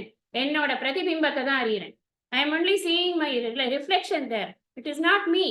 அதனால நான் யார் அப்படின்னா, தூய உணர்வு. இந்த தூய உணர்வோடைய லட்சணத்தை தான் பார்த்து கொண்டிருக்கிறோம். நான் அப்படிங்கிறது தூய உணர்வு. அது நான் தான். இந்த நான் தான் அத்தனை இடங்களிலும் சத்தியம்ங்கிறது சதா சதா இருந்து கொண்டிருப்பது நான் தான். எங்கும் நீக்கமர நிறைந்திருப்பது நான் தான். எந்த மாற்றங்களும் இல்லாதது நான் தான். இந்த இது அழிவே இல்லாதது நான் தான். ஏக்கமாக இருப்பது நான் தான். அத்விதமாக இருப்பது நான் தான். நாசமே இல்லாதது நான் தான். அப்பிரமேயமாக அறியப்படு பொருளாக இல்லாமல் இருப்பதும் நான் தான். நான் தான் எல்லாம் இது வந்து அகங்காரத்துல சொல்லல. இதுதான் உண்மை. இதுதான் சத்தியம். இத புரிஞ்சுட்டோம் அப்படின்னு சொன்னா, இந்த துவைத்தத்துல, அதாவது இந்த டிரான்சாக்ஷனல் ரியாலிட்டியில இருக்கிற பிரச்சனைகள் எல்லாம் குறையும் நமக்கு. நம்ம எல்லாத்துக்கும் சின்ன சின்ன சின்ன விஷயத்துக்கெல்லாம் நம்ம வந்து சென்சிட்டிவ் ஆக மாட்டோம். என்னத்த சென்சிட்டிவ் ஆகுது? ஏதோ அறியாமைன்னு சொல்றாங்க. நான் என்ன அங்க இல்லையா? நான் நான் வந்து உங்களுக்கு தெரியாதுங்க. நான் வந்து பயணிக்கு போனேன்னா, அப்படி ஒரு தரிசனம். அப்படியே முருகர் கீழே இறங்கி அப்படியே மடியில வந்து உட்கார்ந்த மாதிரி இருந்தது. உனக்கு ஒரே துக்கமா இருக்கும். ஐயோ முருகா, என்ன கூப்பிடவே மாட்டேங்கிறியே, நான் இப்படி என்ன பண்றது? எப்ப இருக்கும்? நான் அங்க இல்லையா? நான் எங்க இல்ல? நான் எல்லா இடத்துலயும் இருக்கேன். இந்த எண்ணம் நமக்கு வந்ததுன்னா பெரிய ரிலீஃப் ஆக்சுவல். சும்மா சும்மா எல்லாத்துக்கும் நம்ம நை நை நம்ம மனசு வந்து அதை அடையணும், இதை வாங்கணும், இதை பண்ணணும் நினைக்கவே நினைக்காது. அதுதான் மெயின் ரிலீஃபே. நம்ம வேண்டிய ரிலீஃபே அதுதான். அப்புறமா நம்ம சண்டை போடுறது அதெல்லாம் அதுக்கப்புறம். முதல்ல நமக்கு என்ன வேணும்னா, தேட்டைங்கிறது சொல்றாங்கல்ல, இந்த தேட்டை போயிடணும். அந்த தேட்டை போகணும்னா, நான் நீக்கமர நிறைந்தவன்கிறது தெரியறதோட, நான் பூரணன், நான் நிறைவானவன், நான் ஆனந்த ஸ்வரூபன், நான் எப்போதும் நிறைவாகவே இருக்கிறேன். இதெல்லாம் நமக்கு தெரியணும். இதெல்லாம் தான் ஆத்மாவோட ஸ்வரூபம். வேற ஒண்ணும் கிடையாது. நம்ம ஸ்வரூப லட்சணத்தை தான் பார்த்து கொண்டிருக்கு. இப்ப 19வது ஸ்லோகத்துல என்ன சொன்னார்? ஏனம் வேத்தி ஹந்தாரம் எச்சைனம் மன்யத்தே ஹதம். இத தெரிஞ்சவன் யாராவது எதை கொல்லுவான், எதை கொல்விப்பான்ப்பா? நாயம் ஹந்தின ஹன்யத்தே. இது எல்லா இடத்திலும் நீக்கமர நிறைந்திருக்கிறது, அழிவற்றது, அப்பிரமேயமாக இருக்கிறது, அறியப்படும் பொருளாக இல்லாமல் இருக்கிறதுங்கிறது தெரிஞ்சதுக்கு அப்புறமா எதிர்க்க இருக்கிறத நான் கொல்றேன் அப்படின்னு சொல்றவனும் தப்பா சொல்றான். நான் கொல்லப்பட்டேன் அப்படின்னு சொல்றவனும் தப்பா சொல்றான். கரெக்டா? ஏன்னா அதுதான் அறியப்படும் பொருள் இல்லையே. நீங்க கனெக்ட் பண்ணுங்க. அப்பிரமேயம்னு சொன்னதுனால இதை கொல்லவும் முடியாது. கொல்றேன்னு சொல்றவனும் தப்பா சொல்றான். கொல்விப்பேன்னு சொல்றவனும் அவனும் தப்பா தான் சொல்றான். அப்போ உண்மையிலேயே இது இந்த இந்த இந்த ஆத்மாவினுடைய இன்னொரு லட்சணமாக என்ன சொல்றது? இந்த ஆத்மா அப்பனா நான் இருக்கேனே, இந்த உடம்பெல்லாம் இருக்கு, உடம்பெல்லாம் வளர்ந்துட்டு இருக்கு. எனக்கு சின்ன வயசுல இருந்து எங்க அம்மா எனக்கு எல்லாம் செரலாக்லாம் போட்டு அப்புறம் ஃபேரக்ஸ்லாம் கொடுத்து நிறைய வளர்த்தாளே என்ன. அதெல்லாம் என்னது அப்படின்னு? அதெல்லாம் அனாத்மா. ந ஜாயத்தே மிரியத்தே வா கதாச்சின். அடுத்ததுல சொல்லிட்டேன். நமக்கு டவுட் வந்துரும். நீ நான் கொல்லலைங்கிற, நான் கொல்விக்கலைங்கிற, அப்ப நான் பாக்குறேனே, உடம்ப பாக்குறேனே, என்ன பண்றது? ந ஜாயத்தே மிரியத்தே வா கதாச்சின்பா. அது வந்து உடம்பு பிறக்கிறதும் இல்ல, இது ஆத்மா ஆத்மா பிறக்கிறதும் இல்ல, ஆத்மா இறக்கிறதும் இல்லை. நியாயம் பவிதா வான பூய. அது எப்பவோ இருந்துட்டும் இப்ப இல்லாம இல்ல, மரணம் அடையல. இப்ப இல்லாம இருந்து திரும்ப பிறக்கல, அது அது பிறப்பும் அடையல. அப்ப இந்த ஆத்மா என்பது அந்த இடத்துல நம்ம 6 விதமான விகாரங்கள் இந்த உடலுக்கு இருக்குங்கிற விஷயத்தை நம்ம புரிஞ்சுக்கணும். ஷட் பாவ ரஹிதக. 6 விதமான விகாரங்கள். அஸ்தி, ஜாயதே, வர்த்ததே, விபரிணமத்தே, அபக்ஷீயத்தே, வினஷ்யதி அப்படிங்கிற 6 விதமான விகாரங்கள் இந்த ஆத்மாவுக்கு இருக்கிறது அப்படின்னு பார்த்தோம். இந்த ஆத்மா ஆத்மாவுக்கு இருக்கிறதுன்னு பார்க்கல, அனாத்மாவுக்கு, தப்பா சொல்லிட்டேன், அனாத்மாவுக்கு இருக்கிறது அப்படின்னு பார்த்தோம். ஆத்மா என்பது இந்த 6 விதமான விகாரங்கள் அற்றது. ஷட் பாவ விகார ரஹிதக. ரஹிதக ரா போட்டா இல்லைன்னு அர்த்தம். ரஹிதகன்னு போட்டா இல்லைன்னு, சஹிதகன்னு போட்டா இருக்குன்னு, அதான் டிஃபரன்ஸ், வேற ஒண்ணும். இந்த உடம்புக்கு 6 வகையான விகாரங்கள் இருக்கிறது. நான் 2 லாங்குவேஜ்லயும் மாத்தி மாத்தி சொல்றேன். ஏன்னா சிலது வந்து சம்ஸ்கிருதத்துல சொல்லும் போது சில மீனிங்ஸை கரெக்டா கன்வே பண்ண முடியும். அதுக்கான maximum equal Tamil word Swamiji சொல்லி கொடுத்துருப்பார். அதை நான் சொல்லுவேன். உங்களுக்கு சொல்லலைன்னா நீங்க கேட்டு தெரிஞ்சுக்கோ, இதுக்கு என்ன வேர்டு நீங்க சொல்லலையே அப்படின்னு கேட்டு தெரிஞ்சு. அடுத்தது என்ன சொன்னார்? 21வது ஸ்லோகத்துல வேதா விநாசினம் நித்தியம் ஏனம் அஜம் அவ்யயம். அஜம், அஜம்னா என்ன? பிறப்பற்றது. அவ்யயம், அவ்யயம்னா என்ன? மாறாதது. அழிவற்றதுன்னு பார்த்தோம், இங்க மாறாததுன்னு பார்த்தோம். இதுல எந்த விதமான மாற்றமும் கிடையாது. இன்னொன்னு என்ன அப்படின்னா, கதம் சப்புருஷ பார்த்த கம் காத்தயதி ஹந்திகம். கேள்வி. அப்பா இவன் மாறாதது, இவன் பிறவாதவன்னு சொல்றேனே, இவன் யார வந்து இவன் கொல்விப்பான்? எப்படி கொல்விப்பான்? ரெண்டு ஆக்ஷன் இவனால எப்படி பண்ண முடியும்? ஒண்ணு, நம்ம முன்னாடி ஸ்லோகத்துல ஜாயத்தே மிரியத்தேவால என்ன பார்த்தோம்? ஆத்மா ஷட்பாவ விகார ரஹிதகான்னு பார்த்தோம்.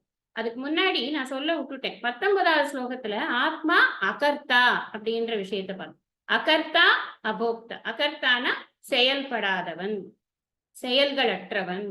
அபோக்தானா செயல்களின் பலனை அனுபவிக்காதவன், பலன்களற்றவன் அப்படின்னு அர்த்தம். அது யாருக்கு? ஆத்மா. அனாத்மாக்கு அதுக்கு ஆப்போசிட்டா போட்டுக்கணும். இதுக்கு என்ன போடுறோமோ அதுக்கு அப்படியே ஆப்போசிட்டா போடணும். 21ல என்ன சொன்னார்னா, இவன் அகாரயிதா அப்படின்னு சொன்ன, அதாவது செயல் புரிய வைப்பவனும் அல்ல. யார கொல்விப்பான் அப்படின்னா, செயல் புரிய வைப்பவனும் அல்ல, அவன் செயலின் பலனை அனுபவிக்க வைப்பவனும் அல்ல. சோ அவனுக்கு டூயர்ஷிப்ங்கிறதே கிடையாது. ஆத்மாக்கு டூயர்ஷிப்ங்கிறதே கிடையாது. நான் பண்றேனே, நான் ஆபீஸ்ல நிறைய பேரை வேலை செய்ய வைக்கிறேனே அப்படின்னா, நம்மளே ஒரு ஒரு ஒரு ஒரு ஆங்கிள் நம்ம வேலை செய்ய வைக்கிறோம், ஒரு ஆங்கிள் சும்மா இருக்கும். கரெக்டா? அப்ப ஒரு ஆங்கிள் வேலை செய்யறோம், ஒரு ஆங்கிள் வேலை செய்ய வைக்கிறோம். இந்த வேலை செய்ய வைக்கிறது, வேலை செய்யறது, இது எல்லாமே அனாத்மாவினுடைய வேலை. ஆத்மா என்பது இது எதற்குமே இல்லாமல் அது பாட்டுக்கு சாட்சியாக இருந்து கொண்டு. எலக்ட்ரிசிட்டி, அந்த லைட்டு, அந்த கை உதாரணம், இதெல்லாம் மறந்துடாதீங்க. இதெல்லாம் ரொம்ப முக்கியமா ஞாபகம் வச்சுக்கணும். ஆத்மா என்பது எங்கும் நீக்கமர நிறைந்திருக்கிறது. இந்த கை, ஆத்மா என்பது இந்த பாடி மைண்ட் காம்ப்ளெக்ஸ், இந்த உடல் மனம் புத்தி, இதனுடைய ஒரு பார்ட் கிடையாது, இதனுடைய ஒரு ப்ராப்பர்ட்டி கிடையாது, இதனுடைய ஒரு பார்ட் ப்ராப்பர்ட்டி, அப்புறம் இதனுடைய இன்னொன்னு சொன்னேன்,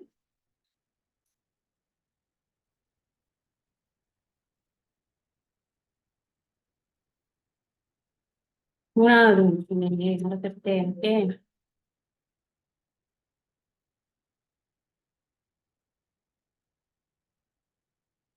நான் ஞாபகம் வந்தா சொல்றேன் திரும்பி. இப்ப ஞாபகம் வரல, டக்குன்னு மறந்து போயிட்டு.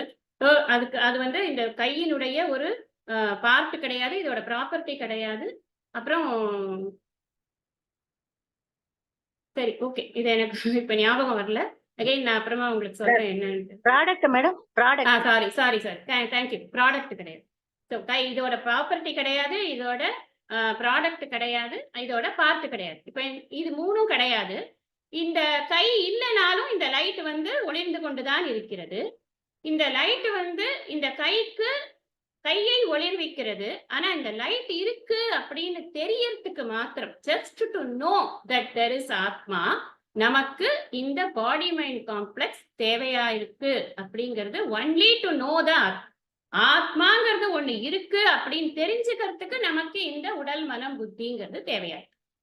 இப்ப இந்த அளவுக்கு தான் இந்த அனாத்மாவுக்கான ஒரு இது இருக்கு, ஒரு என்ன சொல்றது, எக்ஸிஸ்டன்ஸோடைய ஒரு தேவை இருக்கிறது. நம்ம அதை தாண்டி என்ன நினைக்கிறோம்னா, இந்த அனாத்மா தான் நமக்கு சாஸ்வதமா இருக்கு அப்படின்னு நினைக்கிறோம். அப்ப நமக்கு என்ன புரியணும் அப்படின்னா, இந்த பாடி மைண்ட் காம்ப்ளெக்ஸ் எதுக்கு கொடுத்திருக்கு அப்படின்னா, ஆத்ம ஞானத்தை அடைவதற்காகத்தான் கொடுக்கப்பட்டிருக்கிறது அப்படிங்கிறத நாம புரிஞ்சுக்கணும்.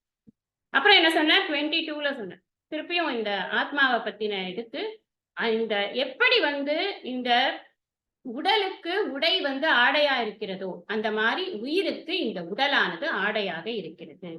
இந்த உடல் வந்து ஆடை வந்து நமக்கு ரொம்ப இதுவாயிடுது, க்ஷீணம் ஆயிடுதுன்னா நம்ம அதை கழட்டி போட்டுருவோம். அதுக்கப்புறம் நாம வேற ஒரு ஆடை போட்டுக்கிறோம். அந்த மாதிரி இந்த உயிரானது இந்த உடல் வந்து க்ஷீணமாயிடுச்சுன்னா அதை தூக்கி போட்டுட்டு வேற ஒரு உடையை அது மாட்டிக்கொள்கிறது. இதுதான் இந்த உடலும் இந்த உயிரும் இருக்கக்கூடிய ஸ்திதியாக இருக்கிறது. அப்போ இதுக்கு இந்த உடல்ங்கிறது என்னது? அனாத்மா. இப்ப அனாத்மாங்கிறது மாறிக்கொண்டே இருக்கக்கூடியதாக இருக்கிறது அப்படிங்கிறத வாசாம்சி ஜீர்ணானி யதாவிகாய அந்த ஸ்லோகத்துல நம்ம பார்த்தோம். அடுத்தது 23ல என்ன சொன்னார்? இப்ப திருப்பி ஆத்மா வந்து எதனாலையும் அழிக்க முடியாது. நைனம் சிந்தந்தி சஸ்திராணி. அதுல என்ன சொன்னார்? ஆத்மாவை எதனாலையும் அழிக்க முடியாது. ஒரு ஸ்வாட் வச்சு அதை வெட்டிட முடியும்னா முடியாது. நெருப்புல எரிக்க முடியுமா? முடியாது. நீர்ல நனைக்க முடியுமா? முடியாது. அப்புறம் காத்துல உலர்த்த முடியுமா? முடியாது. அப்போ ஆத்மா என்பது முன்னாடி பார்த்தோம். 13வது ஸ்லோகத்துல இருந்து பார்த்துட்டு இருக்கோம். ஆத்மா அழிவற்றது அப்படிங்கிற விஷயத்த. இந்த அழிவற்றது அப்படிங்கிறதுக்கு எப்படி எந்தெந்த விஷயங்கள் எல்லாம் அதை அழிக்க முடியாது. நமக்கு இந்த தெரியும், இந்த உலகம் ஆனது பஞ்சபூதங்களால் அப்படின்னு. எதுவா இருந்தாலும் இந்த பஞ்சபூதங்களாய் வைத்துதான் நாம வந்து நடந்து கொண்டிருக்கோம். உடம்பே என்னது? பஞ்சபூதங்களின் சேர்க்கை தான், வேற ஒண்ணும் கிடையாது. இந்த பஞ்சபூதங்களில் 4 பூதங்களை எடுத்துக்கொண்டு ஒரு உதாரணமாக அவர் சொல்கிறார். இதனால் இதனை அழிக்க முடியாது அப்படின்னு. அதையே தான் திருப்பியும் சொன்னார். 24ல ஃபர்ஸ்ட் லைன் பூரா இதோட ரிப்படிஷனா சொல்லிட்டு 2வது லைன்ல சொன்னார், ஏன் அழிக்க முடியாது தெரியுமா? ஏன்னா அதுக்கு இந்த ப்ராப்பர்ட்டிஸ்லாம் இருக்கப்பா. நித்தியம், சர்வகதக. சர்வகதக அப்படின்னா எங்கும் நீக்கமர நிறைந்தது அப்படின்னு. நித்தியம் அப்படின்னா யாண்டும் இருப்பது அப்படின்னு. ஸ்தாணுகு. ஸ்தாணுகுனா ஒரே மாதிரியாக நிலைத்து இருப்பது அப்படின்னு அர்த்தம். இது அச்சலக. அச்சலகனா அசையாமல் இருப்பது அப்படின்னு. சனாதனக. சனாதனகனா எப்பொழுதும் ஒரே மாதிரியாக ஃப்ரெஷ்ஷா இருக்கு. அதுதான் எவர் ஃப்ரெஷ் அப்படிங்கிறது தான் சனாதனக. எப்போதும் எல்லா காலத்திற்கும் ஏற்றதாக இருப்பதுதான் சனாதனம் அப்படின்னு. சனாதனம் அப்படின்னா இன்னைக்கு ஒரு மாதிரி, நாளைக்கு ஒரு மாதிரி, போன யுகத்துக்கு ஒரு மாதிரி, இந்த யுகத்துக்கு ஒரு மாதிரின்னு ஆத்மாலாம் மாறாது. ஒரே மாதிரி இருக்கும். எப்பவும் ஒரே மாதிரி அது பாட்டுக்கு இருந்துட்டு இருக்கு. அதுல சேஞ்சஸே கிடையாது அப்படிங்க. சேஞ்ச்லெஸ் பினாமினன் அப்படின்னா அதுதான் ஆத்மா அப்படின்னு புரிஞ்சுக்கிறோம். கடைசியா 25வது ஸ்லோகத்துல என்ன சொன்னார்? அவ்யக்தோயம் அச்சிந்தியோயம். நீ ரொம்ப நினைச்சுக்காதப்பா, இதை வந்து நம்ம திங்க் பண்ணி கண்டுபிடிச்சிடலாம் அப்படின்னு. திங்க்லாம் பண்ண வராது. அக்ராஹ்யம், அத்ரேஷ்யம் அப்படின்னு எல்லாம் வந்து உபனிஷத் சொல்றது இல்லையா? இந்த ஆத்மாவை பத்தி பேசும் பொழுது உபனிஷத் ஃபர்ஸ்ட் இன்ட்ரோடியூஸ் பண்ணும்போதே முண்டக்க உபனிஷத்துல இப்படித்தான் இன்ட்ரோடியூஸ் பண்ணு. அத்ரேஷ்யம், அக்ராஹ்யம், அச்சக்ஷுஸ்ரோத்ரம், அபாணிபாதம் இப்படிதான் இன்ட்ரோடியூஸ் பண்றது. அப்ப நீங்க எப்பவுமே பார்த்தீங்கன்னா டைரக்டா உபனிஷத் படிச்சா ரொம்ப கஷ்டம் புரியுது. ஏன்னு சொன்னா இப்ப பாருங்க, இதுலயே எத்தனை நியூ வேர்ட்ஸ் இருக்கு. இந்த நியூ வேர்ட்ஸ் எல்லாம் நம்ம மனசுக்கு ஏத்துண்டு, இந்த நியூ வேர்ட்ஸ்க்கெல்லாம் நம்ம அர்த்தத்தை நல்லா கிரகிச்சுண்டு அதுக்கப்புறம் நாம வந்து இத புரிஞ்சுக்கிறதுங்கிறது கொஞ்சம் டைம் எடுக்கும். இதுவே டைம் எடுக்கும்னா இது ரொம்ப சிம்பிளா சொல்றாருன்னு அர்த்தம். நம்ம கிருஷ்ணர் வந்து அர்ஜுனனுக்கு ரொம்ப சிம்பிளா சொல்றாருன்னு அர்த்தம். உபனிஷத் இப்படி இருக்காது, ஸ்ட்ரெயிட்டா அடிக்கும். அது ஸ்ட்ரெயிட்டா சொல்லும் பொழுது அதுக்கு நிறைய விளக்கங்கள் சொல்லணும். நிறைய விளக்கங்கள் சொல்றச்சே நமக்கு பாதிதான் மைண்ட்ல ஏறும், மீதி எல்லாம் அப்படி போயிடும். அப்புறம் திருப்பி பௌன சிரவணம் பண்ணணும். திரும்ப திரும்ப சிரவணம் பண்ணிட்டே இருக்கணும். அப்பதான் நமக்கு அது புரியும். அதனாலதான் இந்த கீதைங்கிறது தான் இருக்கிறதுலே நமக்கு சிம்பிளா அழகா ஆத்ம தத்துவத்தை புரிஞ்சுக்கிறதுக்கான அழகான டெக்ஸ்ட் இதுதான். இங்க என்ன சொல்லிட்டாரு அப்படின்னா அவ்யக்தம். அவ்யக்தம்னா என்னது? வெளிப்படாதது அப்படின்னு அர்த்தம். அச்சிந்தியம்னா என்ன? சிந்தனைக்கு எட்டாது. வெளியில ஒரு பொருள் இருந்தா அதை சிந்திக்கலாம். அதை பார்த்து அதோட நேமு ஃபார்ம் இதெல்லாம் வச்சு சிந்திக்கலாம். அதுதான் வெளியிலேயே இல்லையே. அதுதான் வெளிப்படாததாக இருக்கிறது, சூக்ஷ்மமாக இருக்கிறது அப்படின்னு பார்த்தோம். அனோரணியாம் மகதோ மகியாம் அப்படின்னு உபனிஷத் வந்து ஆத்மாவை பத்தி சொல்றது. இப்ப அணுவுக்கு அணுவாக, அப்பாலுக்கு அப்பாலாய் கணுமுற்றி நின்ற கரும்புள்ளே காட்டின்னு போன தடவை கூட அதை சொன்னேன். அப்ப இந்த மாதிரி அந்த இது வந்து எப்படி இருக்கு? ரொம்ப சூக்ஷ்மமான விஷயமாக இருக்கு. அதனால தஸ்மாத் ஏவம் விதித்வைனம் அனுசோசித்தும் வருது. நீ இத இப்படி புரிஞ்சுக்கோ. புரிஞ்சுட்டு அதை அனுசோசித்தம்னா எனக்கு கவலைப்படுறதுக்கு ஒண்ணுமே இல்லையேப்பா, வருந்தறதுக்கு இதுல என்ன இருக்கு? இது ஆத்மா என்பது இப்படித்தான் இருக்கிறது அப்படிங்கறத புரிந்து கொண்டோம் அப்படின்னு சொன்னா அதுல வருத்தப்படுறதுக்கு ஒண்ணுமே கிடையாது அப்படிங்கறத கிருஷ்ணர் வந்து இந்த ஆத்மா என்பதை அவன் புரிந்து கொள்ள வேண்டும் என்ற நோக்கத்தில் இத்தனை விஷயங்களையும் சொல்லியிருக்கிறார். இன்னைக்கு கிளாஸ் வந்து ஒரு 10 மினிட்ஸ் எக்ஸ்ட்ரா போலாமா? Okay Yes. Ma'am. Okay ma'am. போலாம். ஓகே போலாம். போலாங்கம்மா போலாம். ஓகே.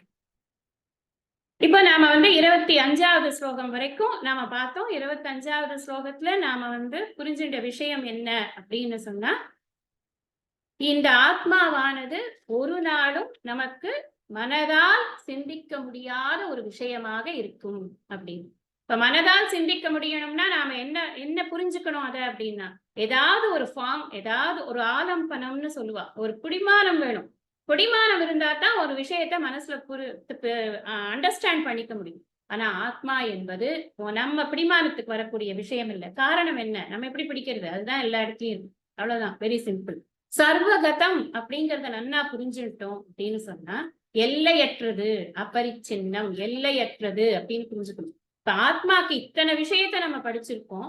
இந்த விஷயத்த ஒரு லிஸ்டா நான் வந்து உங்களுக்கு சொல்ல போறேன். சொல்லும்போது நீங்க அப்படியே அதை வந்து நோட் பண்ணிக்கோங்க.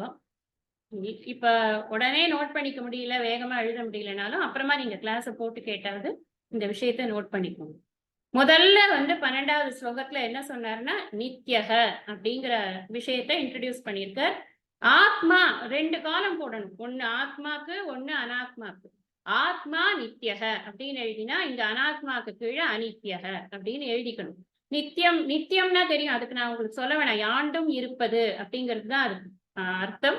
இங்க யாண்டும் இருக்காதது அப்படின்னு எழுதிக்கோங்க. இது எப்பவும் இல்லாம இருக்கிறது மாதிரி இருக்கும், ஆனா இருக்கிறது இல்ல அப்படிங்கிறது தான் இருக்கு. அப்புறம் 13வது ஸ்லோகம். இந்த 3 ஸ்லோகம் சேர்த்து ஒரே விஷயத்த சொல்லியிருக்காரு. 13, 20, 22. இது 3லையுமே என்ன சொல்லியிருக்காருன்னா, ஆத்மா நிர்விகாரக, மாற்றங்கள் இல்லாதது அப்படின்னு. நிர்விகாரகன்னு எழுதிக்கோங்க. பக்கத்துல மாற்றங்கள் இல்லாததுன்னு எழுதிக்கோங்க. விகாரம்னா மாற்றம். இங்க இதுல அனாத்மாவில விகாரக, மாற்றங்கள் உள்ளது அப்படின்னு அனாத்மாக்கு லட்சணம் எழுதி.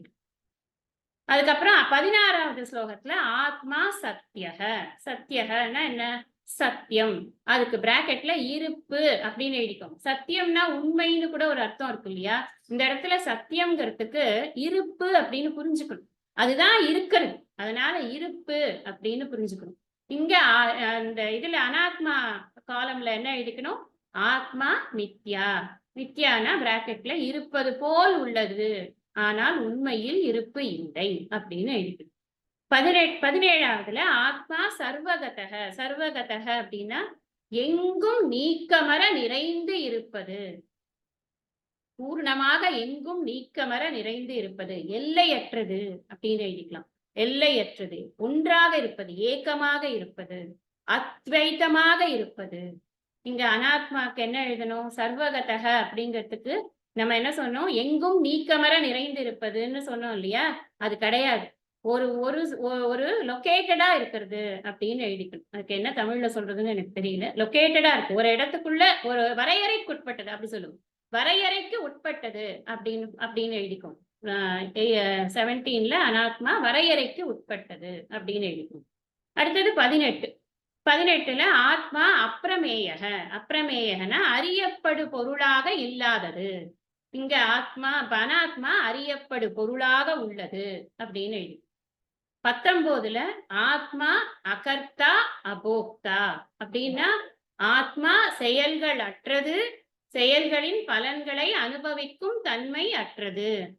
ஆனா இதுக்கு ஆப்போசிட்டா கர்த்தா போக்தா. அனாத்மாங்கிறது இந்த ஏவை தூக்கிடுங்க. கர்த்தா போக்தா. கர்த்தானா செயல்கள் உள்ளது, செயல்களின் பலன்களை அனுபவிக்க கூடியதாக உள்ளது அப்படின்னு அர்த்தம். அடுத்தது 20வதுல என்ன பார்த்தோம்னா, ஆத்மா ஷட் பாவ விகார ரஹிதக அப்படின்னு பார்த்தோம். ஷட் அதாவது 6 விதமான மாற்றங்கள் அற்றது அப்படிங்கிறது ஆத்மாக்கு. 6 விதமான மாற்றங்கள் உள்ளது அப்படிங்கிறது அனாத்மாக்கு. 21ல ஆத்மா அகாரயிதா அபோஜ்யதா அப்படின்னு ஆத்மாக்கு, அதாவது ஆத்மா செயல் புரிய வைப்பதில்லை, பலன்களை அனுபவிக்க வைப்பதில்லை அப்படின்னு. இங்க இதுல அனாத்மாவுக்கு செயல் புரிய வைப்பது, செயல்களின் பலனை அனுபவிக்க வைப்பது அப்படின்னு. அனுபவிப்பதுனே போட்டுக்கலாம் ஆக்சுவலா. ஆனா அனாத்மாலதான் எல்லா விஷயமும் இருக்கு. நம்மளோட அனுபவங்கள் எல்லாம் எங்க இருக்குன்னா அனாத்மால இருக்கு. இவன் தான் அனுபவிக்கிறவனாவே இருக்கான். அனுபவிக்கிறவனை தான் நாம அனுபவிச்சுட்டு இருக்கோம் ஆக்சுவலா சொல்ல போனா. அது இன்னும் கொஞ்சம் போக போக சொன்னா புரியும். ரொம்ப ஒரே அபவ் ஹெட் போயிடும் நிறைய சொல்லிட்டு உட்காந்துருந்தா. அதனால போக போக ஒன்னொன்னா நம்ம அப்படி பார்க்க பார்க்க புரிஞ்சிடும் நமக்கு. அப்புறம் ஆத்மா இது 23, 24 இது ரெண்டுலயுமே ஆத்மா நிரவயவக அப்படின்னு எழுதிக்கோங்க. நிரவயவக அப்படின்னா உறுப்புகள் அற்றது. அவயவம் அப்படின்னா உறுப்புன்னு அர்த்தம். உறுப்புகள் அற்றது அப்படின்னு அர்த்தம். அதோட கூட நிர்குணக அப்படின்னு எழுதிக்கோங்க. நிர்குணகன குணங்கள் அற்றது. அனாத்மாக்கு உறுப்புகள் உள்ளது, குணங்கள் உள்ளது. 25ல ஆத்மா அவ்யக்தக அச்சிந்தியக. அவ்யக்தம்னா வெளிப்படாதது, அச்சிந்தியகனா மனதிற்கு எட்டாதது. இங்க அனாத்மாவுக்கு என்ன எழுதணும்? அனாத்மா வியக்தக. வியக்தகனா வெளிப்பட்டது, நம்ம கண்ணால பார்க்க முடியாது இல்லையா, அதனால வெளிப்பட்டது. சிந்தியக சிந்தனை பண்ணக்கூடியது அனாத்மா அப்படின்னு. 25லயே இன்னொன்னு எழுதிக்கோங்க. ஆத்மால சர்வ பிரமாண அகோச்சரக. அந்த அந்த கிளாஸ் எடுக்கிறச்சே போன கிளாஸ்ல உங்களுக்கு பிரமாணம் பத்தி சொன்னேன். பிரமாணம்னா என்ன, கோச்சரம்னா என்ன, அப்புறம் இது பிரத்யக்ஷம்னா என்ன, பரோட்சம்னா என்ன, அபரோக்ஷம்னா என்ன, இப்படி நிறைய விஷயங்களை நம்ம பார்த்தோம். நீங்க இன்னொரு தடவை அந்த கிளாஸ் எல்லாம் போய் தயவு செஞ்சு கேட்டு பாருங்க. It is good for you. ஏன்னா ஒரு சிட்டிங்ல டெஃபினட்டா ஒரு சிட்டிங்ல அது கஷ்டம் புரியுது. நான் அனுபவத்துல தான் சொல்றேன். ஏன்னா நான் எத்தனை தடவை படிச்சிருக்கேன் அப்படிங்கறது இது பண்ணிட்டு தான் சொல்றேன். ஒரே ஒரு தடவை படிச்சுட்டு நம்ம புரிஞ்சுடுத்தோன்னு நினைக்கக்கூடிய விஷயமாக இது இல்லை. அதனால நீங்க இன்னொரு தடவை அதெல்லாம் கேட்டு பாருங்க. அப்பதான் உங்களுக்கு நன்னா அது மனசுல ஆகும். இந்த ஆத்மா கடியில 25வது சர்வ பிரமாண அகோச்சரக அப்படின்னு சொன்னா எந்த பிரமாணத்திற்கும் எட்டாதது அப்படின்னு அர்த்தம். அப்புறம் சர்வ பிரமாண பிரகாசக அப்படின்னா எல்லா பிரமாணங்களையும் ஒளிர்விப்பதாக இருக்கிறது. இது ஆத்மாக்கு. அனாத்மாக்கு இதுக்கு ஆப்போசிட் எழுதிக்கு. அவ்வளவுதான். இப்போ நான் இந்த அளவுல உங்களுக்கு கம்ப்ளீட்டா இது ஒரு ரீகேப் போட்டுட்டேன் அப்படின்னு நான் நினைச்சுட்டு இருக்கேன். எனக்கு தெரியல எந்த அளவுக்கு அது உங்களுக்கு உபயோகமா இருந்தது அப்படின்னு. எனக்கு உண்மையிலேயே நீங்க கேட்டுட்டு அப்புறமா தான் எனக்கு தெரியும் எந்த அளவுக்கு இது உங்களுக்கு உபயோகமா இருக்கு. ஏன்னா இது 100% என்னோட சாட்டிஸ்பாக்சனுக்காக திருப்பி ஒரு தடவை இது எல்லாத்தையும் பார்த்தா ஒரு இன்னும் கொஞ்சம் கிளாரிட்டியோட நம்ம தொடர்ந்து ப்ரொசீட் பண்ணணும் அப்படிங்கிற ஆசையினால நான் இதை இது பண்ணியிருக்கேன்.